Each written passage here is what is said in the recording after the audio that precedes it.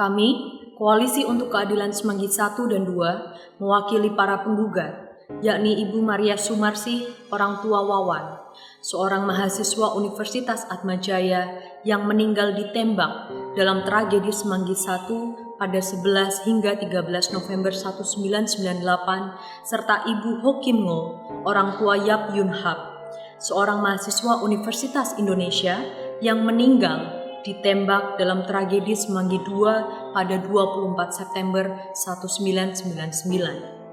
Kami menggugat Jaksa Agung ke Pengadilan Tata Usaha Negara atas tindakan administrasi pemerintahan berupa pernyataannya dalam rapat kerja dengan Komisi 3 DPR pada tanggal 16 Januari 2020, yaitu peristiwa Semanggi 1 dan Semanggi 2 yang sudah ada hasil rapat paripurna DPR RI yang menyatakan bahwa peristiwa tersebut bukan merupakan pelanggaran HAM berat. Seharusnya Komnas HAM tidak menindaklanjuti karena tidak ada alasan untuk dibentuknya pengadilan ad hoc berdasarkan hasil rekomendasi DPR RI kepada Presiden untuk menerbitkan Kepres pembentukan pengadilan HAM ad hoc sesuai pasal 43 ayat 2 Undang-Undang Nomor 26 Tahun 2000 tentang Pengadilan HAM.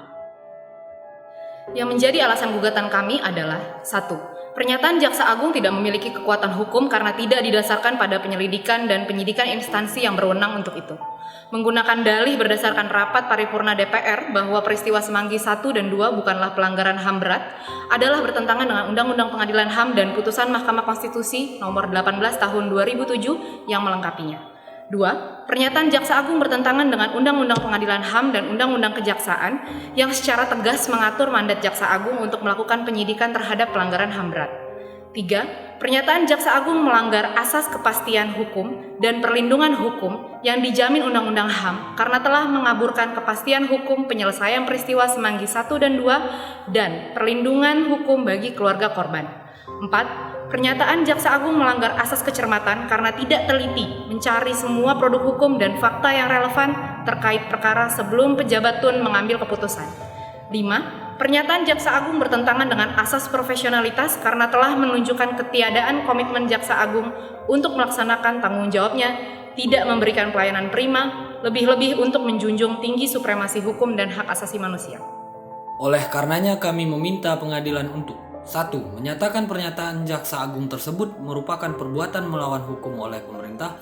2. Mewajibkan Jaksa Agung dalam raker dengan Komisi 3 DPR RI berikutnya untuk menyampaikan sesuai hasil penyelidikan Komisi Penyelidik Pelanggaran HAM Tragedi Semanggi 1 Semanggi 2 bahwa peristiwa Semanggi 1 dan Semanggi 2 adalah pelanggaran HAM yang berat.